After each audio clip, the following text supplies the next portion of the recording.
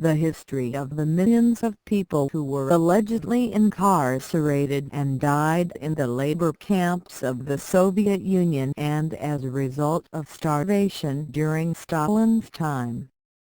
In this world we live in, who can avoid hearing the terrible stories of suspected death and murders in the gulag labor camps of the Soviet Union?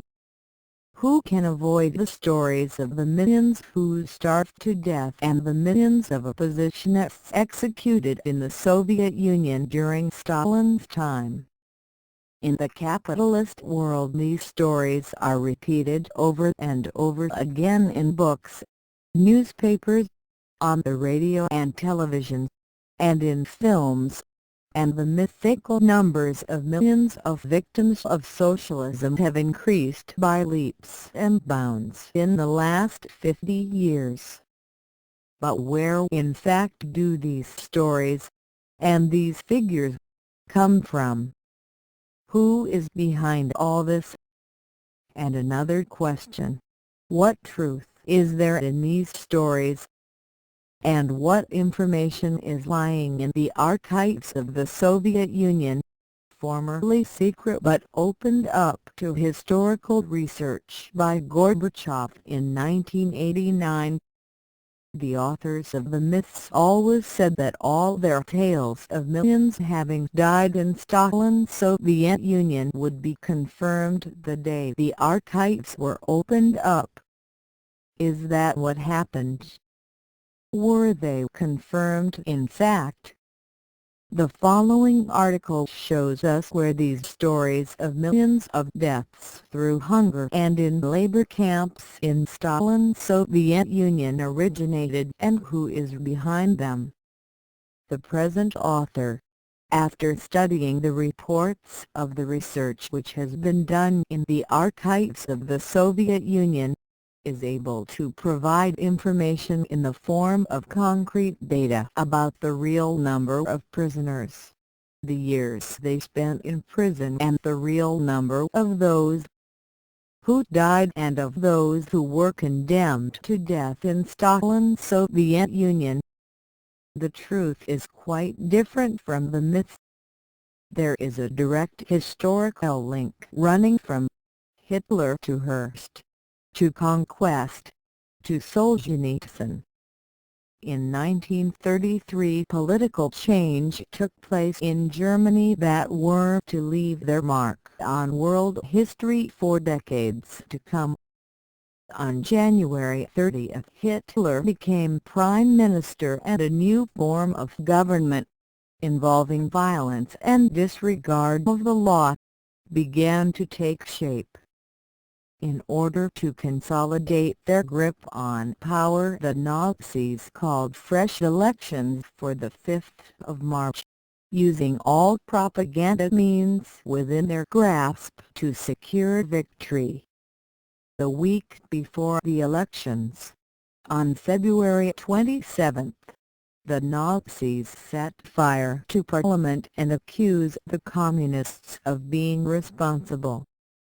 In the elections that followed, the Nazis secured 17.3 million votes and 288 deputies, about 48% of the electorate. In November they had secured 11.7 million votes and 196 deputies. Once the Communist Party was banned, the Nazis began to persecute the Social Democrats and the trade union movement, and the first concentration camps began to fill up with all those left-wing men and women. In the meantime, Hitler's power in Parliament continued to grow, with the help of the right wing. On March 24, Hitler caused a law to be passed by Parliament which conferred on him absolute power to rule the country for 4 years without consulting Parliament. From then on began the open persecution of the Jews. the first of whom began to enter the concentration camps where communists and left social democrats were already being held. Hitler pressed ahead with his bid for absolute power, renouncing the 1918 international accords that had imposed restrictions on the arming and militarization of Germany. Germany's rearmament took place at great speed.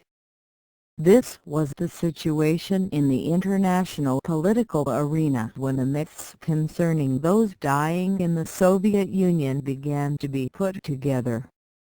At Hitler's side in the German leadership was Goebbels, the Minister of Propaganda, the man in charge of inculcating the Nazi dream into the German people. This was a dream of a racially pure people living in a greater Germany, a country with broad Lebensraum, a wide space in which to live. One part of this Lebensraum, an area to the east of Germany which was, indeed, far larger than Germany itself, had yet to be conquered and incorporated into the German nation. In 1925, in Mein Kampf, Hitler had already pointed to the Ukraine as an essential part of this German living space. The Ukraine and other regions of Eastern Europe needed to belong to the German nation so that they could be utilized in a proper manner. According to Nazi propaganda, the Nazi sword would liberate this territory in order to make space for the German race. With German technology and German enterprise, the Ukraine would be transformed into an area producing cereals for Germany. But first the Germans had to liberate the Ukraine of its population of inferior beings who, according to Nazi propaganda, would be put to work as a slave labor force in German homes, factories and fields, anywhere they were needed by the German economy. The conquest of the Ukraine and other areas of the Soviet Union would necessitate war against the Soviet Union, and this war had to be prepared well in advance. To this end the Nazi propaganda ministry, headed by Goebbels, began a campaign around the supposed genocide committed by the Bolsheviks in the Ukraine, a dreadful period of catastrophic famine deliberately provoked by Stalin in order to force the peasantry to accept socialist policy. The purpose of the Nazi campaign was to prepare world public opinion for the liberation of the Ukraine by German troops. Despite huge efforts and in spite of the fact that some of the German propaganda texts were published in the English press, the Nazi campaign around the supposed genocide in the Ukraine was not very successful at the world level. It was clear that Hitler and Goebbels needed help in spreading their libelous rumors about the Soviet Union. That help they found in the USA. William Randolph Hearst is the name of a multimillionaire who sought to help the Nazis in their psychological warfare against the Soviet Union. Hearst was a well-known U.S. newspaper proprietor known as the father of the so-called yellow press, i.e., the sensationalist press. William Hearst began his career as a newspaper editor in 1885 when his father, George Hearst, the millionaire mining industrialist, senator and newspaper proprietor himself, put him in charge of the San Francisco Daily Examiner. This was also the start of the Hearst newspaper empire, an empire which strongly influenced the lives and thinking of North Americans. After his father died, William Hearst sold all the mining industry shares he inherited and began to invest capital in the world of journalism. His first purchase was the New York Morning Journal, a traditional newspaper which Hearst completely transformed into a sensationalist rag. He bought his stories at any price, and when there were no atrocities or crimes to report, it behoved his journalists and photographers to arrange matters. It is this which in fact characterizes the yellow press: lies and arranged atrocities served up as truth. These lies of Hearst made him a millionaire and a very important personage in the newspaper world. In 1935 he was one of the richest men in the world, with a fortune estimated at $200 million. After his purchase of the Morning Journal, Hearst went on to buy and establish daily and weekly newspapers throughout the U.S. In the 1940s, William Hearst owned 25 daily newspapers, 24 weekly newspapers, 12 radio stations, 2 world news services, 1 business providing news items for films, the Cosmopolitan Film Company, and a lot of others. In 1948 he bought one of the US's first TV stations, BWAL-TV in Baltimore. Hearst's newspaper sold 13 million copies a day and had close to 40 million readers. Almost a third of the adult population of the U.S. were reading Hearst newspapers every day. Furthermore, many millions of people throughout the world received information from the Hearst Press via his news services, films and a series of newspapers that were translated and published in large quantities all over the world. The figures quoted above demonstrate how the Hearst empire was able to influence American politics, and indeed world politics, over very many years, on issues which included opposition to the U.S. entering the Second World War on the side of the Soviet Union and support for the McCarthyite anti-communist witch hunts of the 1950s. William Hearst's outlook was ultra-conservative, nationalist and anti-communist. His politics were the politics of the extreme right. In 1934 he traveled to Germany, where he was received by Hitler as a guest and friend. After this trip, Hearst's newspapers became even more reactionary, always carrying articles against socialism, against the Soviet Union and especially against Stalin. Hearst also tried to use his newspapers for overt Nazi propaganda purposes, publishing a series of articles by Göring, Hitler's right-hand man. The protests of many readers, however, forced him to stop publishing such items and to withdraw them from circulation. After his visit to Hitler, Hearst's sensationalist newspapers were filled with revelations about the terrible happenings in the Soviet Union: murders, genocide, slavery, luxury for the rulers and starvation for the people. All these were the big news items almost every day. The material was provided to Hearst by the Gestapo, Nazi Germany's political police. On the front pages of the newspapers there often appeared caricatures and falsified pictures of the Soviet Union, with Stalin portrayed as a murderer holding a dagger in his hand. We should not forget that these articles were read each day by 40 million people in the U.S. and millions of others worldwide. One of the first campaigns of the Hearst press against the Soviet Union revolved around the question of the millions alleged to have died as a result of the Ukraine famine.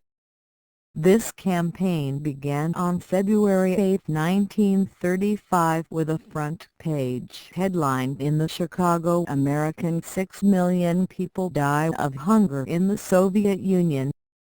Using material supplied by Nazi Germany, William Hearst, the press baron and Nazi sympathizer, began to publish fabricated stories about a genocide which was supposed to have been deliberately perpetrated by the Bolsheviks and had caused several million to die of starvation in the Ukraine. The truth of the matter was altogether different. In fact, what took place in the Soviet Union at the beginning of the 1930s was a major class struggle in which poor landless peasants had risen up against the rich landowners, the kulaks, and had begun a struggle for collectivization, the struggle to form kolkhozes. This great class struggle, involving directly or indirectly some 120 million peasants, certainly gave rise to instability in agricultural production and food shortages in some regions. Lack of food did weaken people, which in turn led to an increase in the number falling victim to epidemic diseases. These diseases were at that time regrettably common throughout the world. Between 1918 and 1920 an epidemic of Spanish flu caused the death of 20 million people in the US and Europe, but nobody accused the governments of these countries of killing their own citizens. The fact is that there was nothing these governments could do in the face of epidemics of this kind. It was only with the development of penicillin during the Second World War that it became possible for such epidemics to be effectively contained. This did not become generally available until towards the end of the 1940s. The Hearst press articles asserting that millions were dying of famine in the Ukraine, a famine supposedly deliberately provoked by the Communists, went into graphic and lurid detail. The Hearst press used every means possible to make their lies seem like the truth, and succeeded in causing public opinion in the capitalist countries to turn sharply against the Soviet Union. This was the origin of the first giant myth manufactured alleging millions were dying in the Soviet Union. In the wave of protests against the supposedly communist-provoked famine which the Western press unleashed, nobody was interested in listening to the Soviet Union's denials and complete exposure of the Hearst press lies, a situation which prevailed from 1934 until 1987. For more than 50 years several generations of people the world over were brought up on a diet of these slanders to harbor a negative view of socialism in the Soviet Union. William Hearst died in 1951 at his house in Beverly Hills, California. Hearst left behind him a mass media empire which to this day continues to spread his reactionary message throughout the world. The Hearst Corporation is one of the largest enterprises in the world, incorporating more than 100 companies and employing 15,000 people. The Hearst empire today comprises magazines, books, radio, TV, cable TV, news agencies and multimedia. The Nazi disinformation campaign about the Ukraine did not die with the defeat of Nazi Germany in the Second World War. The Nazi lies were taken over by the CIA and Miles 5, and were always guaranteed a prominent place in the propaganda war against the Soviet Union. The McCarthyite anti-communist witch hunts after the Second World War also thrived on the tales of the millions who died of starvation in the Ukraine. In 1953 a book on this subject was published in the U.S. This book was entitled Black Deeds of the Kremlin. Its publication was financed by Ukrainian refugees in the U.S., people who had collaborated with the Nazis in the Second World War and to whom the American government gave political asylum, presenting them to the world as Democrats. When Reagan was elected to the U.S. presidency and began his 1980s anti-communist crusade, propaganda about the millions who died in the Ukraine was again revived. In 1984 a Harvard professor published a book called Human Life in Russia, which repeated all the false information produced by the Hearst press in 1934. In 1984, then, we were finding Nazi lies and falsifications dating from the 1930s being revived, but this time under the respectable cloak of an American university. But this was not the end of it. In 1986 yet another book appeared on the subject, entitled Harvest of Sorrow, written by the former member of the British Secret Service, Robert Conquest, now a professor at Stanford University in California. For his work on the book, Conquest received $80,000 from the Ukraine National Organization. This same organization also paid for a film made in 1986 called Harvest of Despair, in which, inter alia, material from Conquest's book was used. By this time the number of people it was alleged in the U.S. had lost their lives in the Ukraine through starvation had been up to 15 million. Nevertheless, the millions said to have died of starvation, according to the Hearst press in America, parroted in books and films, was completely false information. The Canadian journalist, Douglas Tottle, meticulously exposed the falsifications in his book Fraud, Famine and Fascism, The Ukrainian Genocide Myth from Hitler to Harvard, published in Toronto in 1987. Among other things, Tottle proved that the photographic material used, horrifying photographs of starving children, had been taken from 1922 publications at a time when millions of people did die from hunger and war conditions because 8 foreign armies had invaded the Soviet Union during the Civil War of 1918 to 1921. Douglas Tottle gives the facts surrounding the reporting of the famine of 1934 and exposes the assorted lies published in the Hearst press.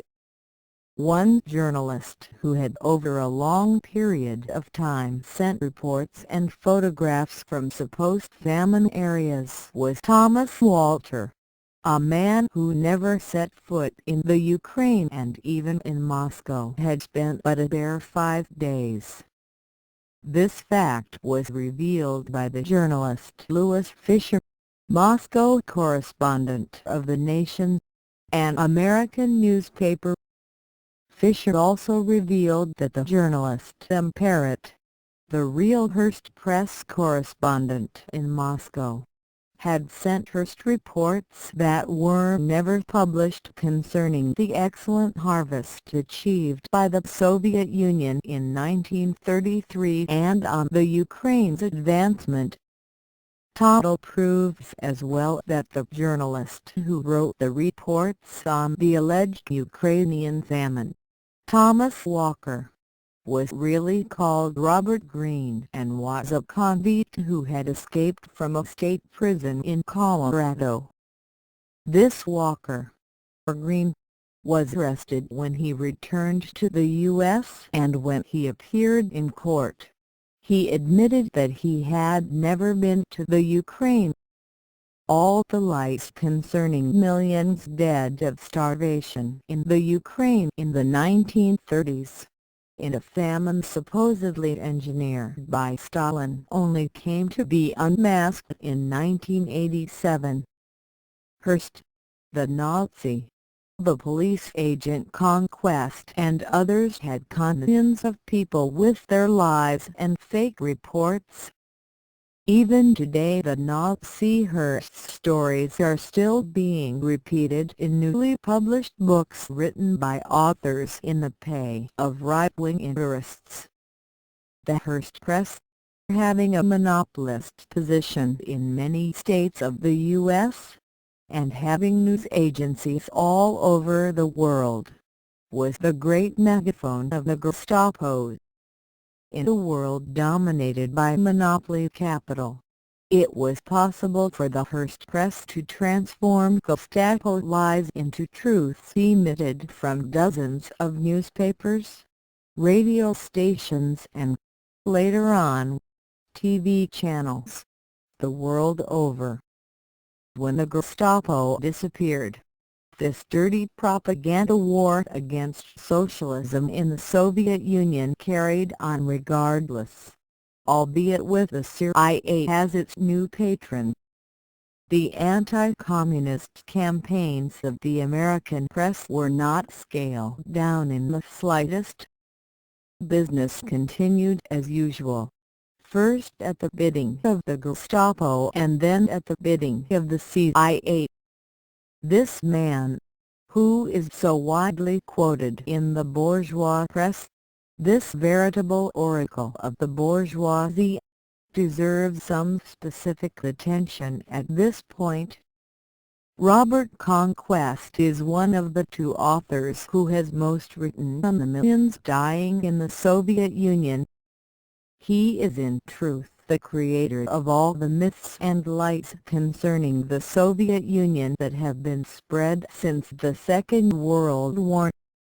Conquest is primarily known for his books The Great Error 1969 and Harvest of Sorrow 1986. Conquest writes of millions dying of starvation in the Ukraine, in the gulag labor camps and during the trials of 1936–38, using as his sources of information exiled Ukrainians living in the U.S. and belonging to rightist parties, people who had collaborated with the Nazis in the Second World War. Many of Conquest's heroes were known to have been war criminals who led and participated in the genocide of the Ukraine's Jewish population in 1942. One of these people was Mykola Lebed, convicted as a war criminal after the Second World War. Lebed had been security chief in Lvov during the Nazi occupation and presided over the terrible persecutions of the Jews which took place in 1942. In 1949 the CIA took Lebed off to the United States where he worked as a source of disinformation. The style of Conquest's books is one of violent and fanatical anti-communism. In his 1969 book, Conquest tells us that those who died of starvation in the Soviet Union between 1932 to 1933 amounted to between 5 million and 6 million people. half of them in the Ukraine.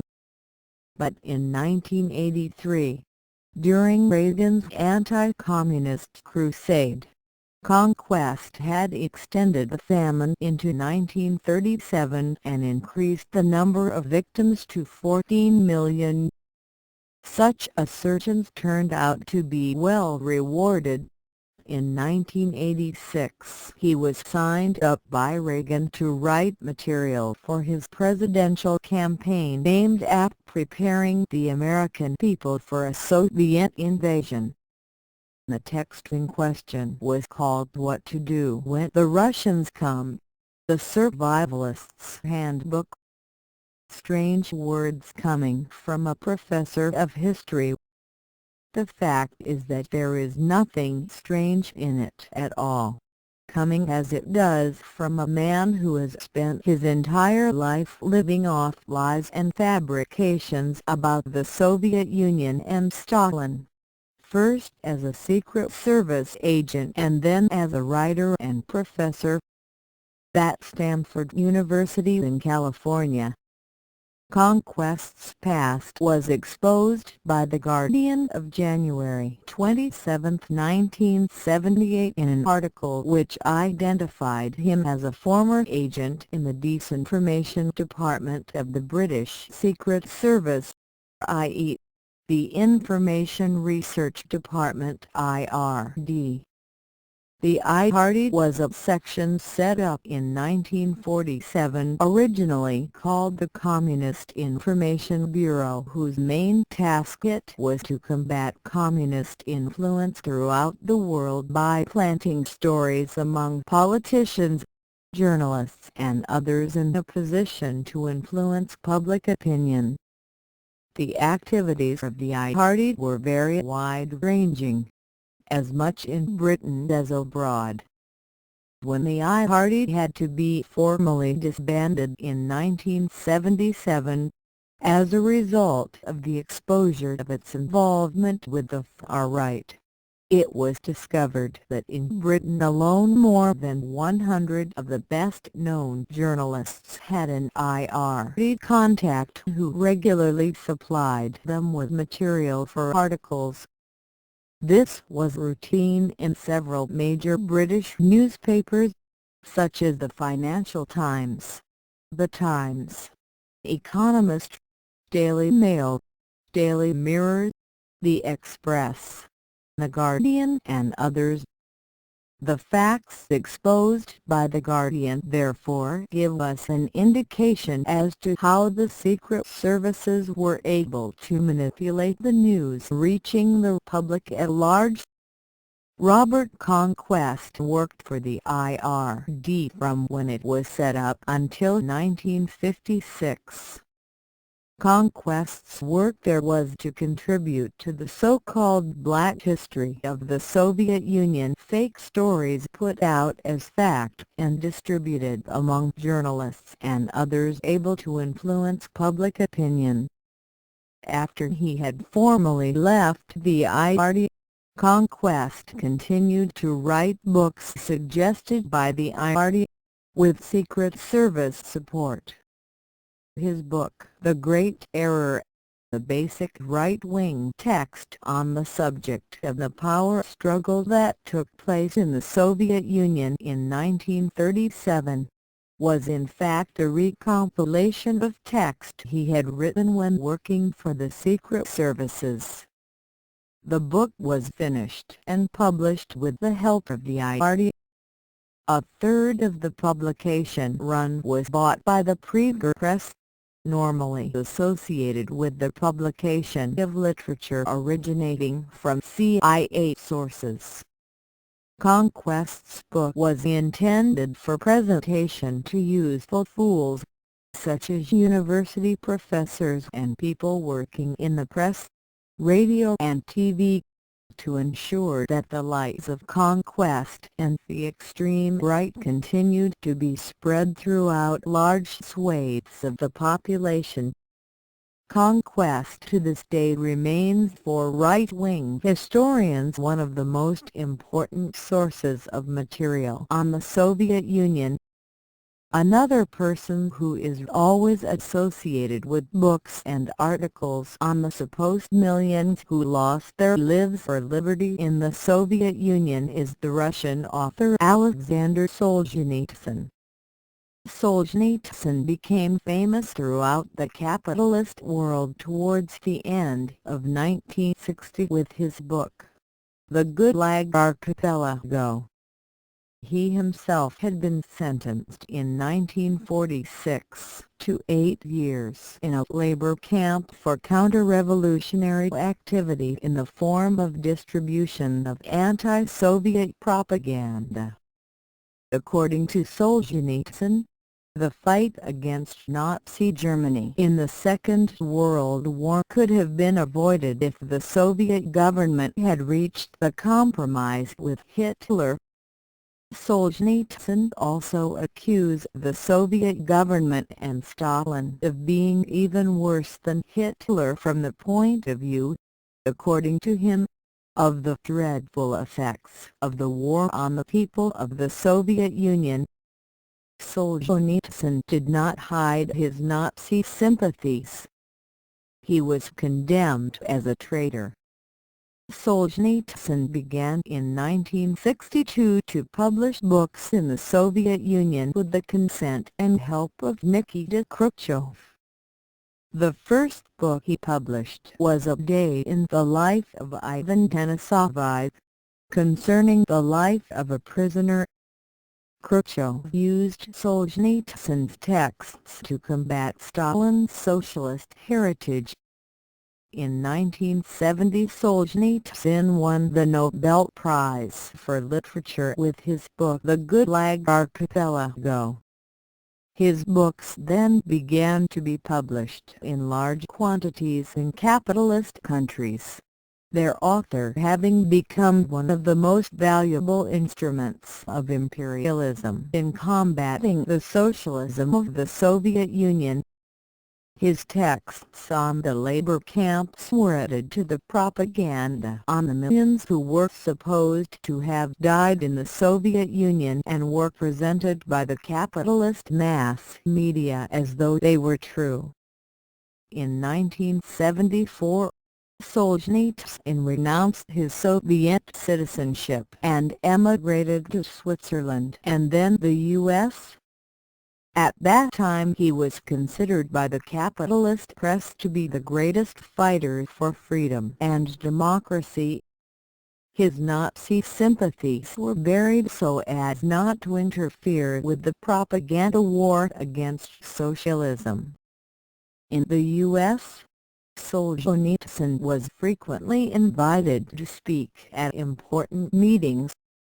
He was, for example, the main speaker at the AFL-CIO Union Congress in 1975, and on July 15, 1975 he was invited to give a lecture on the world situation to the U.S. Senate.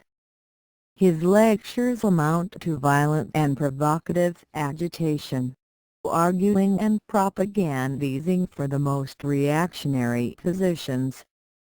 Among other things, he agitated for Vietnam to be attacked again after its victory over the U.S. and more, after 40 years of fascism in Portugal, when left-wing army officers took power in the People's Revolution of 1974. Solzhenitsyn began to propagandize in favor of U.S. military intervention in Portugal, which, according to him, would join the Warsaw Pact if the U.S. did not intervene. In his lectures, Solzhenitsyn always bemoaned the liberation of Portugal's African colonies. But it is clear that the main thrust of Solzhenitsyn's speeches was always the dirty war against socialism. From the alleged execution of several million people in the Soviet Union to the tens of thousands of Americans supposedly imprisoned and enslaved, according to Solzhenitsyn, in North Vietnam. This idea of Solzhenitsyn of Americans being used as slave labor in North Vietnam gave rise to the Rambo films on the Vietnam War. American journalists who dared write in favor of peace between the U.S. and the Soviet Union were accused by Solzhenitsyn in his speeches of being potential traitors. Solzhenitsyn also propagandized in favor of increasing U.S. military capacity against the Soviet Union, which he claimed was more powerful in tanks and airplanes, by 5 to 7 times, than the U.S., as well as in atomic weapons, which in short he alleged were 2, 3 or even 5 times more powerful in the Soviet Union than those held by the U.S. Solzhenitsyn's lectures on the Soviet Union represented the voice of the extreme right, but he himself went even further to the right in his public support of fascism. After Franco died in 1975, the Spanish fascist regime began to lose control of the political situation, and at the beginning of 1976, events in Spain captured world public opinion. There were strikes and demonstrations to demand democracy and freedom, and Franco's heir, King Juan Carlos, was obliged very cautiously to introduce some liberalization in order to calm down the social agitation. At this most important moment in Spanish political history, Alexander Solzhenitsyn appears in Madrid and gives an interview to the program Directissimo one Saturday night, the 20th of March. At peak viewing time, see the Spanish newspapers, ABC and E! Of March 21, 1976.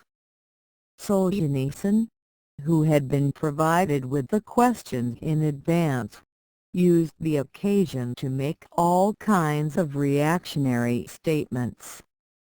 His intention was not to support the king's so-called liberalization measures. On the contrary, Solzhenitsyn warned against democratic reform. In his television interview he declared that 110 million Russians had died the victims of socialism, and he compared the slavery to which Soviet people were subjected to the freedom enjoyed in Spain. Solzhenitsyn also accused progressive circles of utopians of considering Spain to be a dictatorship. By progressive, he meant anyone in the democratic opposition, were they liberals, social democrats or communists. Last autumn, said Solzhenitsyn, world public opinion was worried about the fate of Spanish terrorists, i.e., Spanish anti-fascists sentenced to death by the Franco regime. All the time progressive public opinion demands democratic political reform while supporting acts of terrorism. Those who seek rapid democratic reform, do they realize what will happen tomorrow or the day after? In Spain there may be democracy tomorrow, but after tomorrow will it be able to avoid falling from democracy into totalitarianism? To cautious inquiries by the journalists as to whether such statements could not be seen as support for regimes in countries where there was no liberty, Solzhenitsyn replied, "I only know one place where there is no liberty, and that is Russia." Solzhenitsyn's statements on Spanish television were a direct support to Spanish fascism, an ideology he supports to this day. This is one of the reasons why Solzhenitsyn began to disappear from public view in his 18 years of exile in the U.S., and one of the reasons he began to get less than total support from capitalist governments. For the capitalists, it was a gift from heaven to be able to use a man like Solzhenitsyn in their dirty war against socialism. But everything has its limits. In the new capitalist Russia, what determines the support of the West for political groups is purely and simply the ability of doing good business with high profits under the wing of such groups. Fascism as an alternative political regime for Russia is not considered to be good for business. For this reason Solzhenitsyn's political plans for Russia are a dead letter as far as Western support is concerned. What Solzhenitsyn wants for Russia's political future is a return to the authoritarian regime of the Tsars, hand in hand with the traditional Russian Orthodox Church. Even the most arrogant imperialists are not interested in supporting political stupidity of this magnitude. To find anyone who supports Solzhenitsyn in the West, one has to search among the dumbheads of the extreme right. So these are the most worthy purveyors of the bourgeois myths concerning the millions who are supposed to have died and been imprisoned in the Soviet Union: the Nazi William Hearst, the secret agent Robert Conquest, and the fascist Alexander Solzhenitsyn. Conquest played the leading role, since it was his information that was used by the capitalist mass media the world over, and was even the basis for setting up whole schools in certain universities. Conquest's work is without a doubt a first-class piece of police disinformation. In the 1970s, Conquest received a great deal of help from Solzhenitsyn and a series of secondary characters like Andrei Sakharov and Roy Medvedev. In addition, there appeared here and there all over the world the number of people who dedicated themselves to speculating about the number of dead and incarcerated, and were always paid in gold by the bourgeois press. But the truth of the matter was finally exposed and has revealed the true face of these falsifiers of history. Gorbachev's orders to open the party's secret archives to historical investigation had consequences nobody could have foreseen. The speculation about the millions who died in the Soviet Union is part of the dirty propaganda war against the Soviet Union, and for this very reason the denials and explanations given by the Soviet Union were never taken seriously and never found any space in the capitalist press.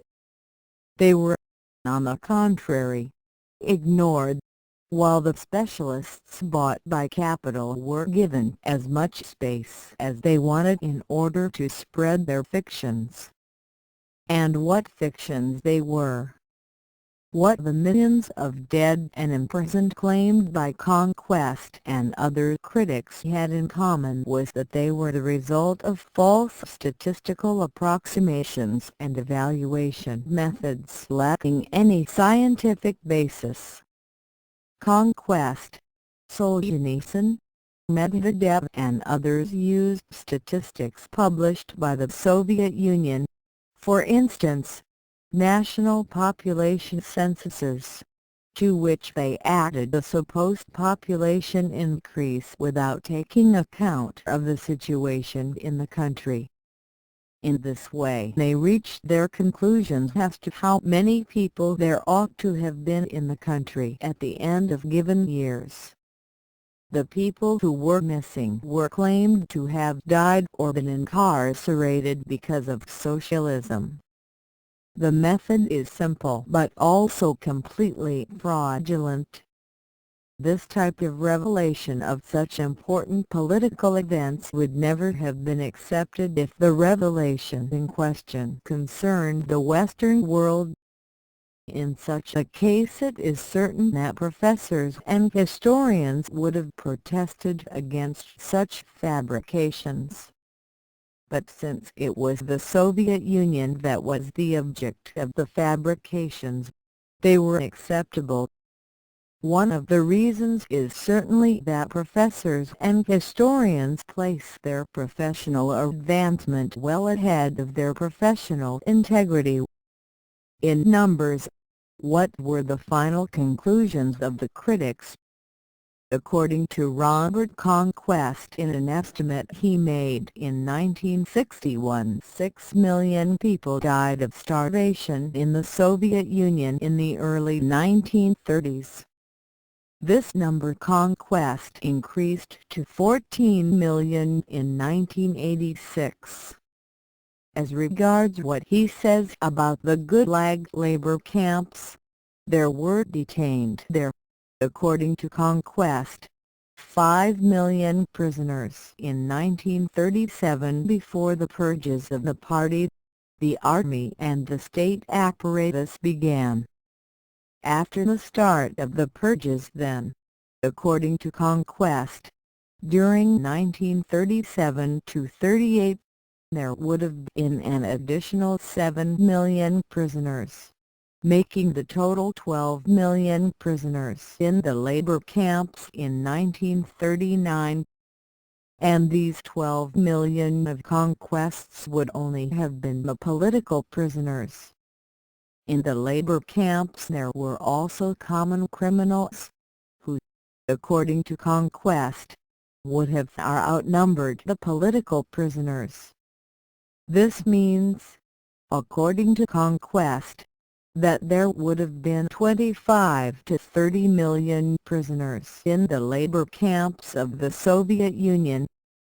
Again, according to Conquest, 1 million political prisoners were executed between 1937 and 1939, and another 2 million died of hunger.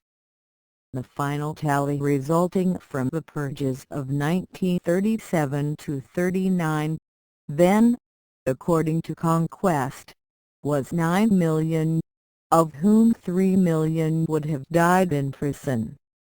These figures were immediately subjected to statistical adjustment by Conquest to enable him to reach the conclusion that the Bolsheviks had killed no fewer than 12 million political prisoners between 1930 and 1953. Adding these figures to the numbers said to have died in the famine of the 1930s, Conquest arrived at the conclusion that the Bolsheviks killed 26 million people. In one of his last statistical manipulations, Conquest claimed that in 1950 there had been 12 million political prisoners in the Soviet Union.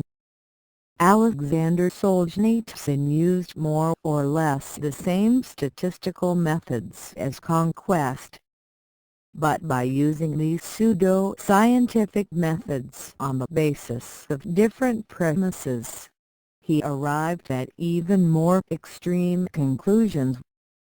Solzhenitsyn accepted Conquest's estimate of 6 million deaths arising from the famine of 1932–33. Nevertheless, as far as the purges of 1936–39 were concerned, he believed that at least 1 million people died each year. Solzhenitsyn sums up by telling us that from the collectivization of agriculture to the death of Stalin in 1953, the Communists killed 66 million people in the Soviet Union. On top of that, he holds the Soviet government responsible for the death of the 44 million Russians he claims were killed in the Second World War.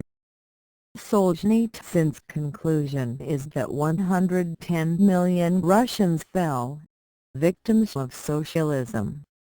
As far as prisoners were concerned, Solzhenitsyn tells us that the number of people in labor camps in 1953 was 25 million. The collection of fantasy figures set out above, the product of extremely well-paid fabrication, appeared in the bourgeois press in the 1960s, always presented as true facts ascertained through the application of scientific method. Behind these fabrications lurked the Western secret services, mainly the CIA and Miles 5. The impact of the mass media on public opinion is so great that the figures are even today believed to be true by large sections of the population of Western countries. This shameful situation has worsened in the Soviet Union itself, where Solzhenitsyn and other well-known critics such as Andrei Sakharov and Roy Medvedev could find nobody to support their many fantasies. The significant change took place in 1990. In the new free press opened up under Gorbachev, everything opposed to socialism was hailed as positive, with disastrous results. Unprecedented speculative inflation began to take place in the numbers of those who were alleged to have died or been imprisoned under socialism, now all mixed up into a single group of tens of millions of victims of the communists. The hysteria of Gorbachev's new free press brought to the fore the lies of Conquest and Solzhenitsyn. At the same time Gorbachev opened up the archives of the Central Committee to Historical Research, the demand of the free press. The opening up of the archives of the Central Committee of the Communist Party is really the central issue in this tangled tale. This for two reasons. Partly because in the archives can be found the facts that can shed light on the truth.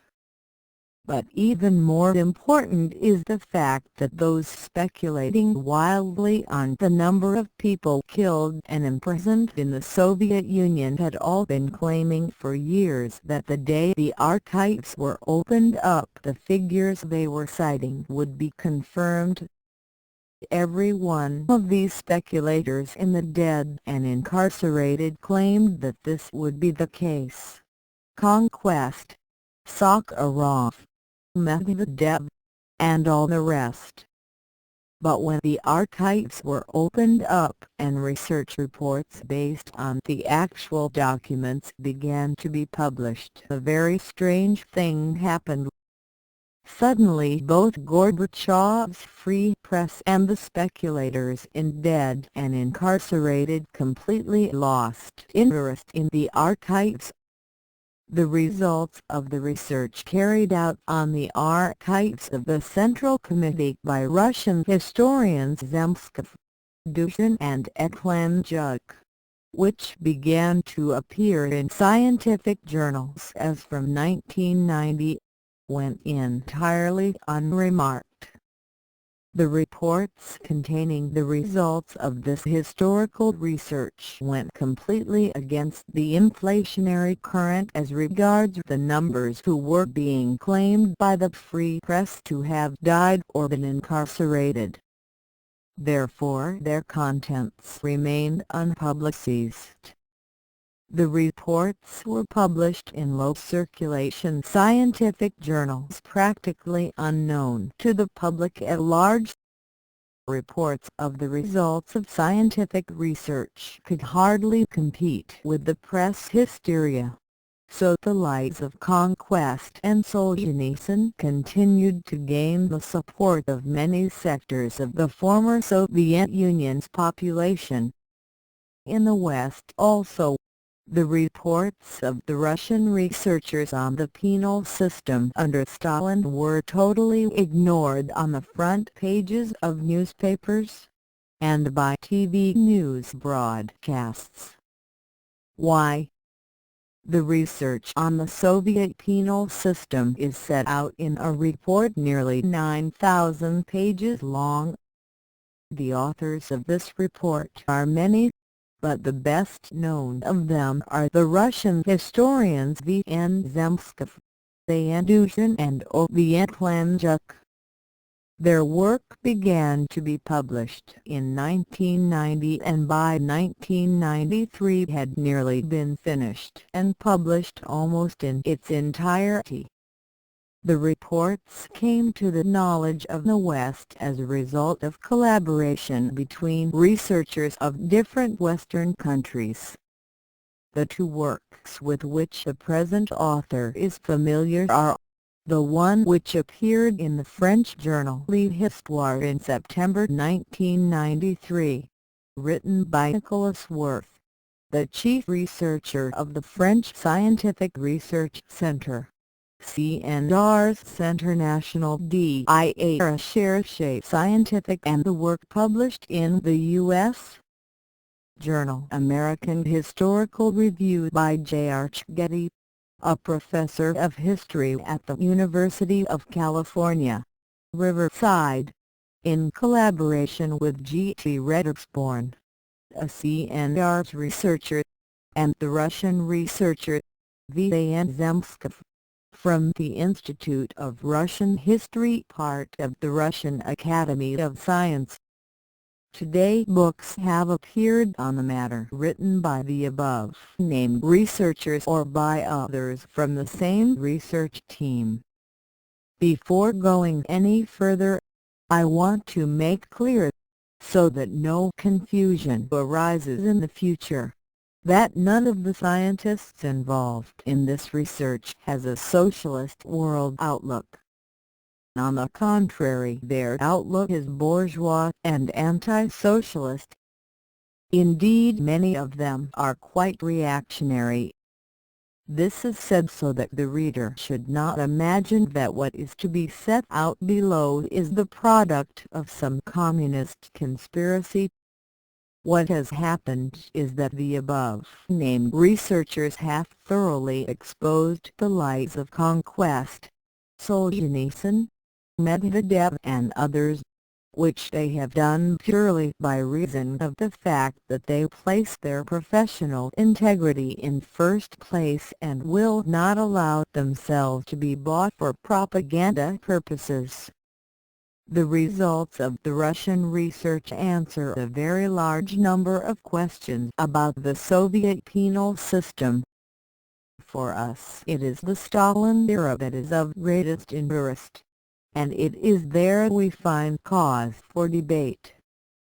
We will pose a number of very specific questions and we will seek out our replies in the journals L'Histoire and the American Historical Review.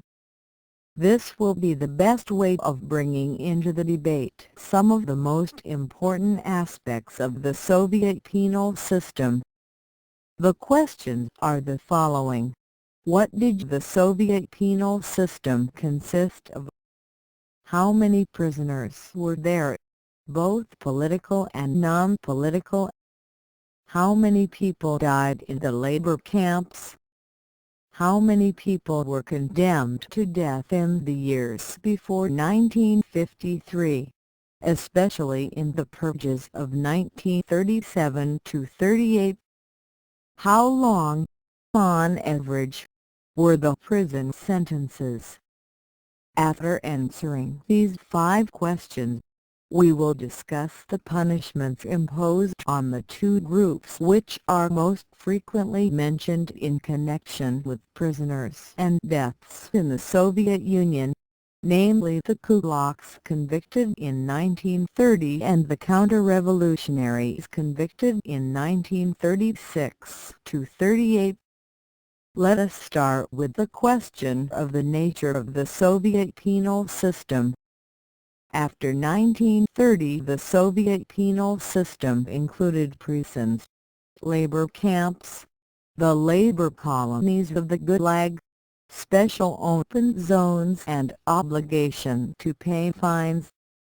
Whoever was remanded into custody was generally sent to a normal prison while investigations took place to establish whether he might be innocent, and could thus be set free, or whether he should go on trial. An accused person on trial could either be found innocent and set free or guilty. If found guilty, he could be sentenced to pay a fine, to a term of imprisonment, or, more unusually, to face execution. The fine could be a given percentage of his wages for a given period of time. Those sentenced to prison terms could be put in different kinds of prison depending on the type of offense involved. To the gulag labor camps were sent those who had committed serious offenses: homicide, robbery, rape, economic crimes, etc., as well as a large proportion of those convicted of counter-revolutionary activities. Other criminals sentenced to terms longer than 3 years could also be sent to labor camps. After spending some time in a labor camp, a prisoner might be moved to a labor colony or to a special open zone. The labor camps were very large areas where the prisoners lived and worked under close supervision. For them to work and not to be a burden on society was obviously necessary. No healthy person got by without working. It is possible that these days people may think this was a terrible thing, but this is the way it was. The number of labor camps in existence in 1940 was 53. There were 425 gulag labor colonies.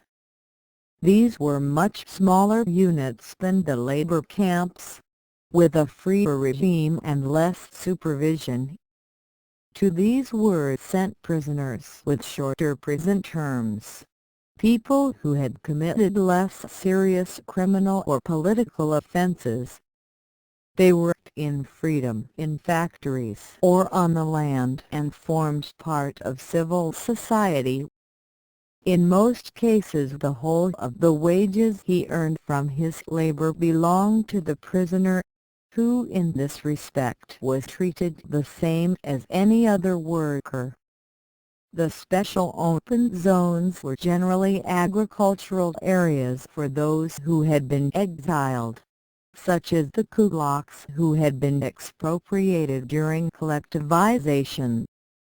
Other people found guilty of minor criminal or political offenses might also serve their terms in these areas. The number of people caught up in the penal system requires to be properly explained. The Soviet Union was a country which had only recently overthrown feudalism, and its social heritage in matters of human rights was often a burden on society. In an antiquated system like the Tsardom, workers were condemned to live in deep poverty, and human life had little value. Robbery and violent crime was punished by unrestrained violence. Revolts against the monarchy usually ended in massacres, death sentences and extremely long prison sentences. These social relations, and the habits of mind associated with them, take a long time to change, a fact which influenced the development of society in the Soviet Union as well as attitudes towards criminals. Another factor to be taken into account is that the Soviet Union, the country which in the 1930s had close to 160–170 million inhabitants, was seriously threatened by foreign powers. As a result of the great political changes which took place in Europe in the 1930s, there was a major threat of war from the direction of Nazi Germany, a threat to the survival of the Slav people, and the Western Bloc also harbored interventionist ambitions. This situation was summed up by Stalin in 1931 in the following words: "We are 50 to 100 years behind the advanced countries. We have to close that gap in 10 years. Either we do it or we will be wiped out." 10 years later, on June 22, 1941, the Soviet Union was invaded by Nazi Germany and its allies. Soviet society was forced to make great efforts in the decade from 1930 to 1940, when the major part of its resources was dedicated to its defense preparations for the forthcoming war against the Nazis. Because of this, people worked hard while producing little by way of personal benefits. The introduction of the 7-hour day was withdrawn in 1937, and in 1939 practically every Sunday was a work day. In a difficult period such as this, with a Great War hanging over the development of society for 2 decades, the 1930s and 1940s, the war which was to cost the Soviet Union 25 million deaths with half the country burnt to a cinder, crime did tend to increase as people tried to help themselves to what life could not otherwise offer them. During this very difficult time, the Soviet Union held the maximum number of 2.5 million people in its prison system, i.e., 2.4% of the adult population. How can we evaluate this figure? Is it a lot or a little? Let us compare. In the United States of America, for example, the country of 252 million inhabitants in 1996, the richest country in the world, which consumes 60% of the world's resources, how many people are in prison? What is the situation in the U.S., a country not threatened by any war and where there are no deep social changes affecting economic stability? In a rather small news item appearing in the newspapers of August 1997, the FLTAP news agency reported that in the U.S. there had never previously been so many people in the prison system as the 5.5 million held in 1996. This represents an increase of 200,000 people since 1995 and means that the number of criminals in the U.S. equals 2.8% of the adult population. These data are available to all those who are part of the North American Department of Justice. The number of convicts in the U.S. today is 3 million higher than the maximum number ever held in the Soviet Union. In the Soviet Union there was a maximum of 2.4% of the adult population in prison for their crimes. In the U.S. the figure is 2.8%, and rising. According to a press release put out by the U.S. Department of Justice on January 18, 1998, the number of convicts in the U.S. in 1997 rose by 96,100. As far as the Soviet labor camps were concerned, it is true that the regime was harsh and difficult for the prisoners.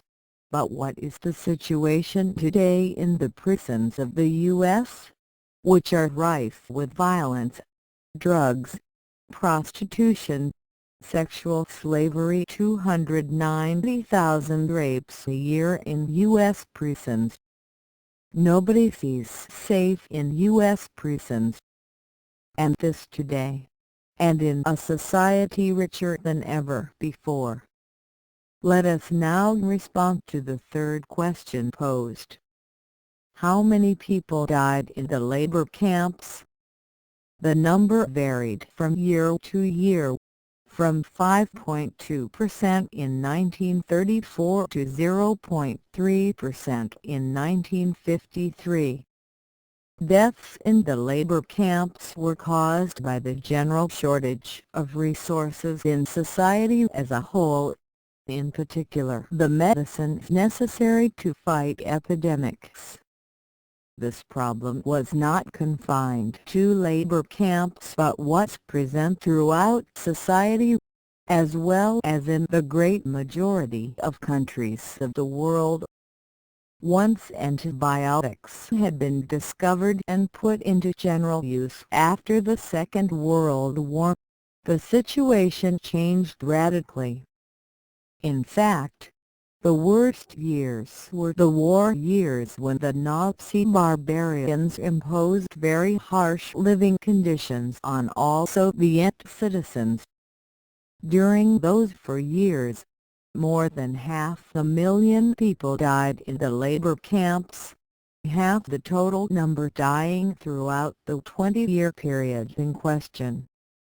Let us not forget that in the same period, the war years, 25 million people died among those who were free. In 1950, when conditions in the Soviet Union had improved and antibiotics had been introduced, the number of people dying while in prison fell to 0.3%. Let us turn now to the fourth question posed. How many people were sentenced to death prior to 1953, especially during the purges of 1937–38? We have already noted Robert Conquest's claim that the Bolsheviks killed 12 million political prisoners in the labor camps between 1930 and 1953. Of these 1 million are supposed to have been killed between 1937 and 1938. Solzhenitsyn's figures run to tens of millions supposed to have died in the labor camps, 3 million in 1937–38 alone. Even higher figures have been quoted in the course of the dirty propaganda war against the Soviet Union. The Russian Olga Shadinovskaya, for example, cites a figure of 7 million dead in the purges of 1937–38. The documents now emerging from the Soviet archives, however, tell a different story. It is necessary to mention here at the start that the number of those sentenced to death has to be gleaned from different archives and that the researchers, in order to arrive at an approximate figure, have had to gather data from these various archives in a way which gives rise to a risk of double counting and thus of producing estimates higher than the reality. According to Dmitry Fokoganov, the person appointed by Yeltsin to take charge of the old Soviet archives, there were 30,514 persons condemned to death by military tribunals between October 1, 1936 and September 30, 1938. Another piece of information comes from the KGB. According to information released to the press in February 1990, there were 786,098 people condemned to death for crimes against the revolution during the 23 years from 1930 to 1953. Of those condemned, according to the KGB, 681,692 were condemned between 1937 and 1938. It is not possible to double-check the KGB's figures, but this last piece of information is open to doubt. It would be very odd for so many people to have been sentenced to death in only 2 years. Is it possible that the present-day pro-capitalist KGB would give us correct information from the pro-socialist KGB? Be that as it may, it remains to be verified whether the statistics which underlie the KGB information include among those said to have been condemned to death during the 23 years in question common criminals as well as counter-revolutionaries, rather than counter-revolutionaries alone as the pro-capitalist KGB has alleged. In a press release of February 1990, the archives also tend to the conclusion that the number of common criminals and the number of counter-revolutionaries condemned to death was approximately equal. The conclusion we can draw from this is that the number of those condemned to death in 1937 to 38 was close to 100,000 and not several million as has been claimed by Western propaganda. It is also necessary to bear in mind that not all those sentenced to death in the Soviet Union were actually executed. A large proportion of death penalties were commuted to terms in labor camps. It is also important to distinguish between common criminals and counter-revolutionaries. Many of those sentenced to death had committed violent crimes such as murder or rape.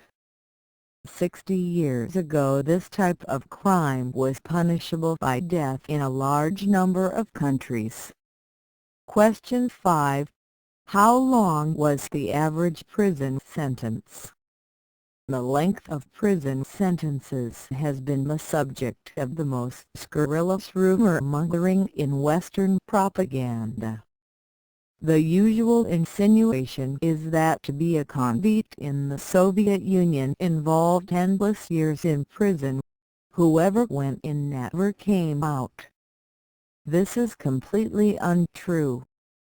The vast majority of those who went to prison in Stalin's time were in fact convicted to a term of 5 years at most. The statistics reproduced in the American Historical Review show the actual facts.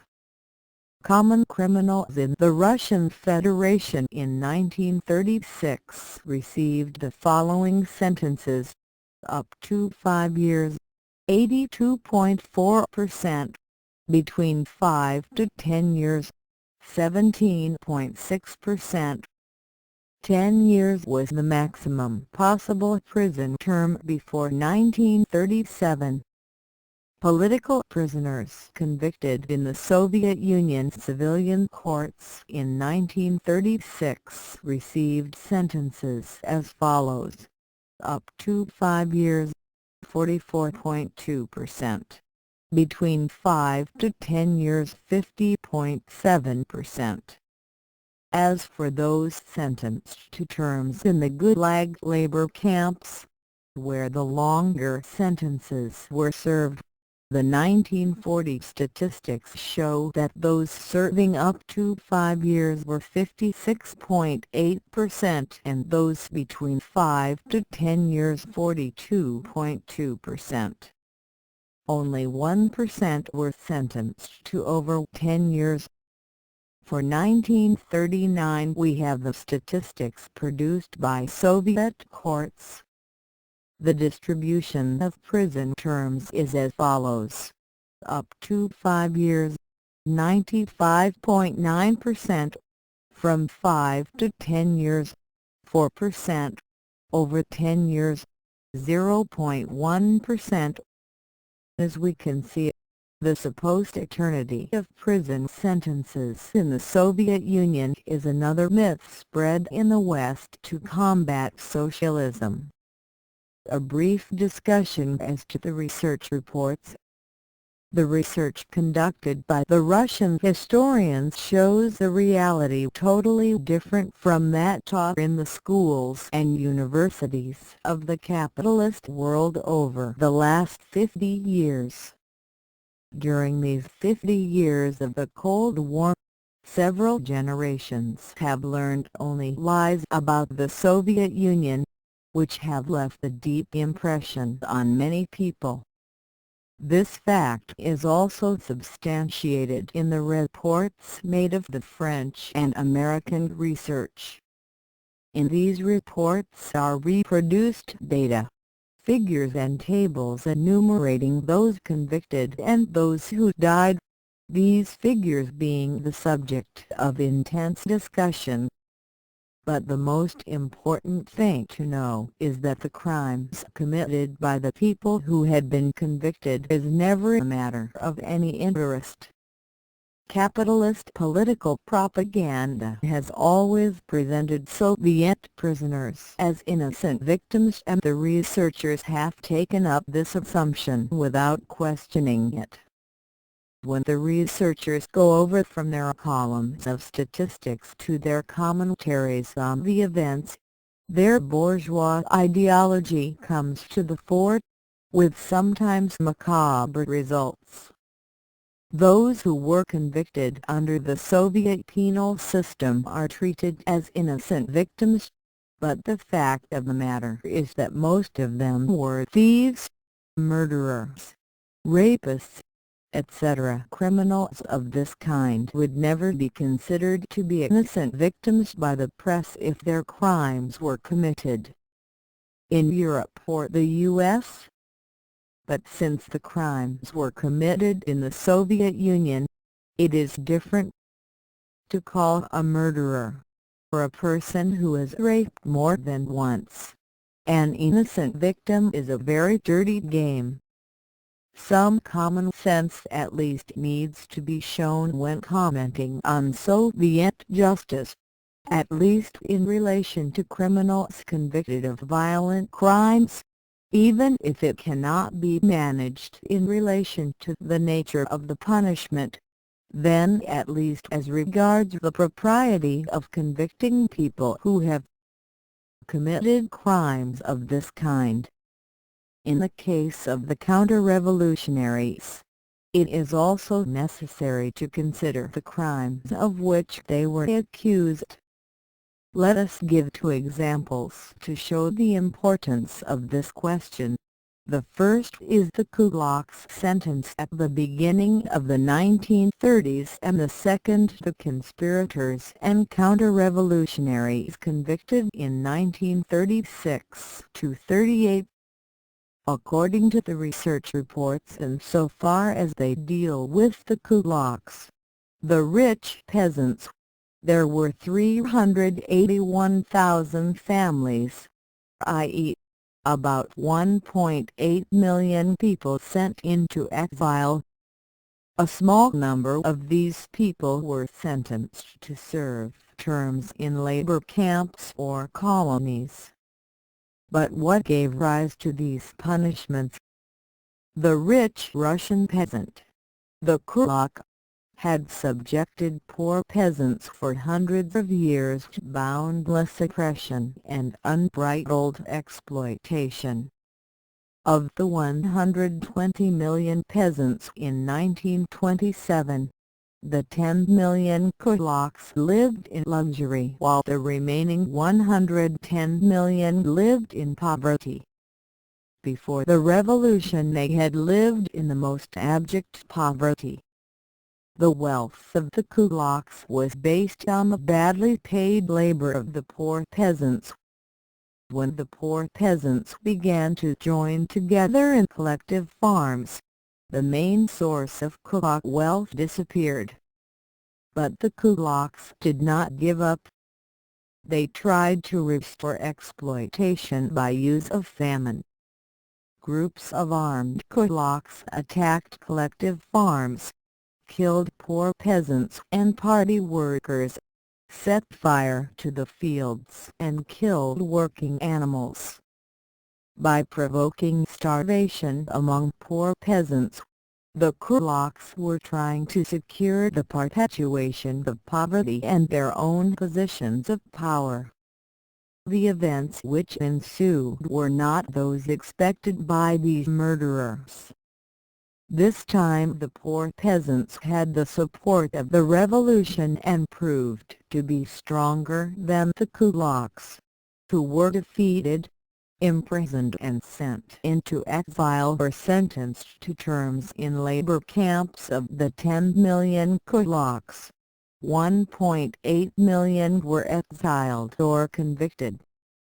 There may have been injustices perpetrated in the course of this massive class struggle in the Soviet countryside, a struggle involving 120 million people. But can we blame the poor and the oppressed, in their struggle for a life worth living, in their struggle to ensure their children would not be starving illiterates, for not being sufficiently civilized or showing enough mercy in their courts? Can't one point the finger at people who for hundreds of years had no access to the advances made by civilization for not being civilized? And tell us, when was the kulak exploiter civilized or merciful in his dealings with poor peasants during the years and years of endless exploitation? Our second example, that of the counter-revolutionaries convicted in the 1936–38 trials which followed the purges of party, army and state apparatus, has its roots in the history of the revolutionary movement in Russia. Millions of people participated in the victorious struggle against the Tsar and the Russian bourgeoisie, and many of these joined the Russian Communist Party. Among all these people there were, unfortunately, some who entered the party for reasons other than fighting for the proletariat and for socialism. But the class struggle was such that often there was neither the time nor the opportunity to put new party militants to the test. Even militants from other parties who called themselves socialists and who had fought the Bolshevik Party were admitted to the Communist Party. The number of these new activists were given important positions in the Bolshevik Party, the state and the armed forces, depending on their individual ability to conduct class struggle. These were very difficult times for the young Soviet state, and the great shortage of cadres, or even of people who could read, forced the party to make few demands as regards the quality of new activists and cadres. Because of these problems, there arose in time a contradiction which split the party into two camps. On the one hand, those who wanted to press forward in the struggle to build a socialist society, and on the other hand those who thought that the conditions were not yet right for building socialism and who promoted social democracy. The origin of these ideas lay in Trotsky, who had joined the party in July 1917. Trotsky was able over time to secure the support of some of the best-known Bolsheviks. This opposition united against the original Bolshevik plan provided one of the policy options which were the subject of a vote on December 27, 1927. Before this vote was taken, There had been a great party debate going on over many years, and the result left nobody in any doubt. Of the 725,000 votes cast, the opposition secured 6,000, i.e., less than 1% of party activists supported the united opposition. As a consequence of the vote, and once the opposition started working for a policy opposed to that of the party, the Central Committee of the Communist Party decided to expel from the party the principal leaders of the united opposition. The central opposition figure, Trotsky, was expelled from the Soviet Union. But the story of this opposition did not end there. Zinoviev, Kamenev and Zhirinovkin afterwards made self-criticisms, as did several leading Trotskyists, such as Byadkovy, Radek, Preobrazhensky and Smirnov. All of them were once again accepted into the party as activists and took up once more their party and state posts. In time it became clear that the self-criticisms made by the opposition had not been genuine, since the oppositionist leaders were united on the side of the counter-revolution every time that class struggle sharpened in the Soviet Union. The majority of the oppositionists were expelled and readmitted another couple of times before the situation clarified itself completely in 1937–38. The murder in December 1934 of Kirov, the chairman of the Leningrad Party and one of the most important people in the Central Committee, sparked off the investigation that was to lead to the discovery of a secret organization engaged in preparing a conspiracy to take over the leadership of the party and the government of the country by means of violence. The political struggle that they had lost in 1927 they now hoped to win by means of organized violence against the state. Their main weapons were industrial sabotage, terrorism and corruption. Trotsky, the main inspiration for the opposition, directed their activities from abroad. Industrial sabotage caused terrible losses to the Soviet state, at enormous cost.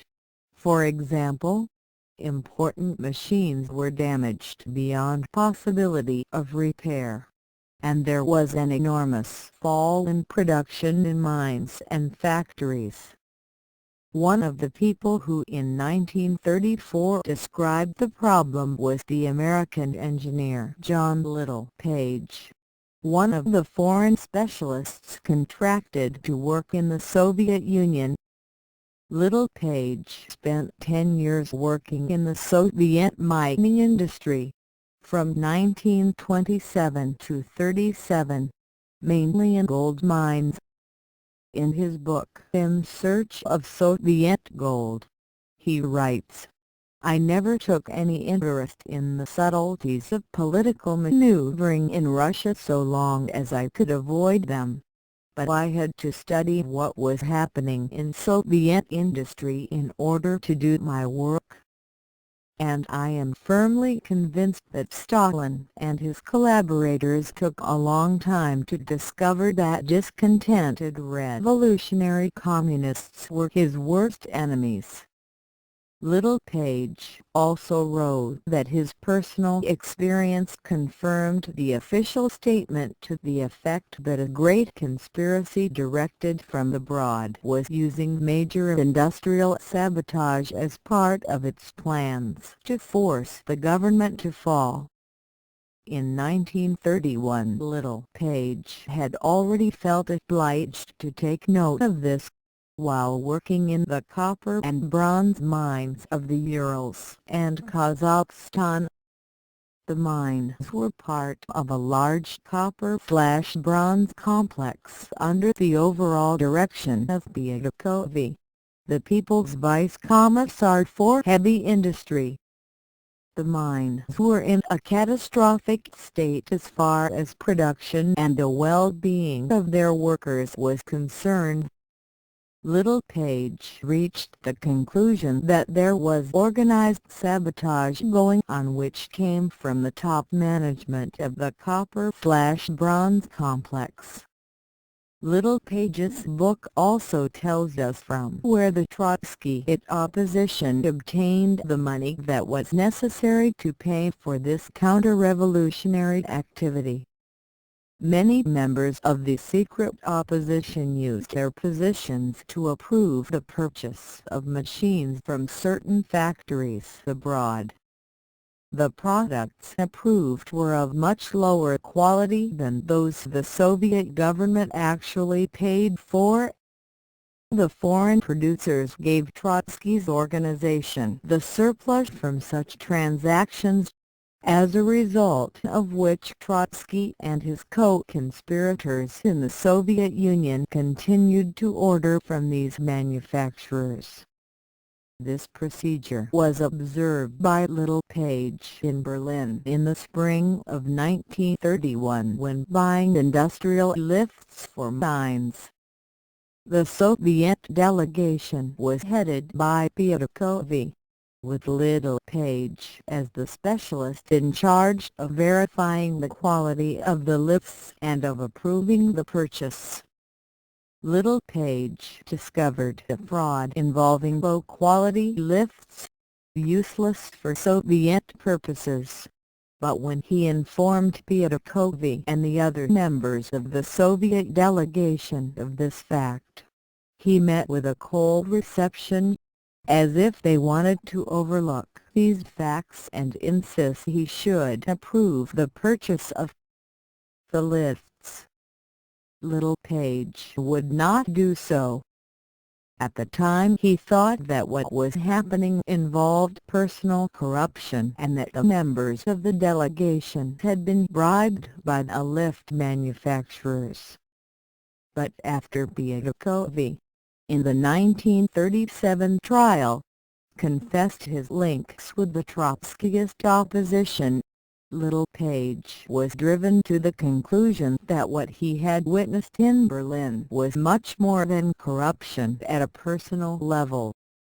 The money involved was intended to pay for the activities of the secret opposition in the Soviet Union, activities which included sabotage, terrorism, bribery and propaganda.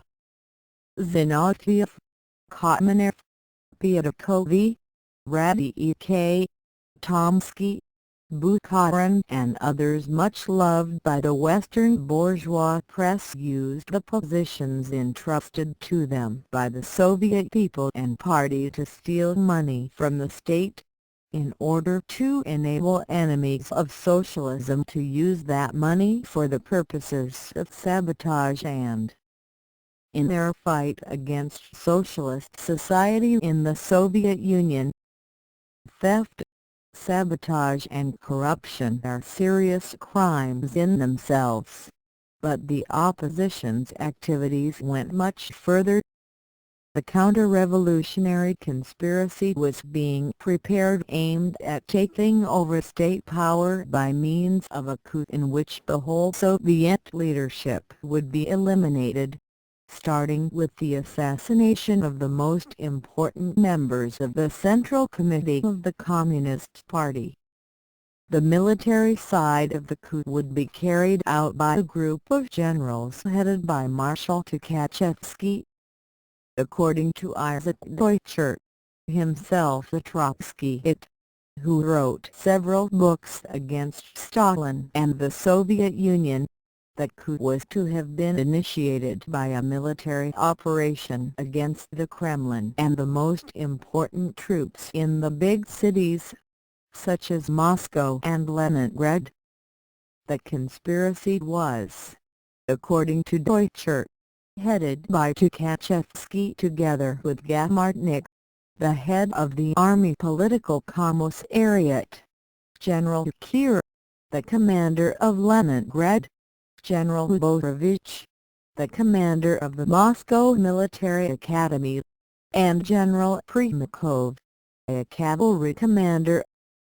Marshal Tukhachevsky had been an officer in the former Tsarist army who, after the revolution, went over to the Red Army.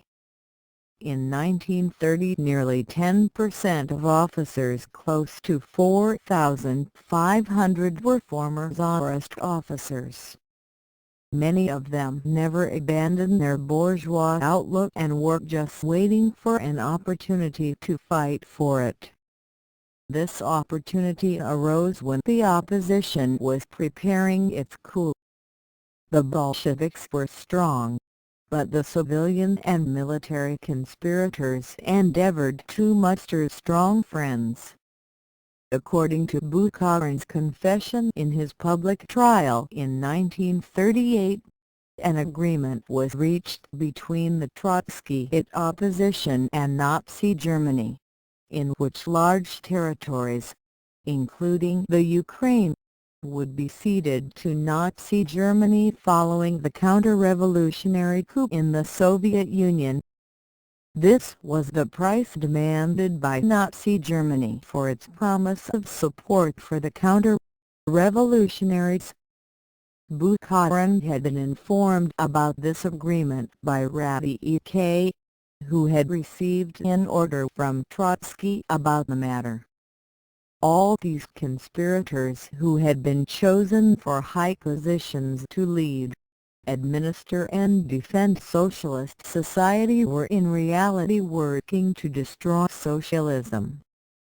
Above all, it is necessary to remember that all this was happening in the 1930s, when the Nazi danger was growing all the time and the Nazi armies were setting Europe alight and were preparing to invade the Soviet Union.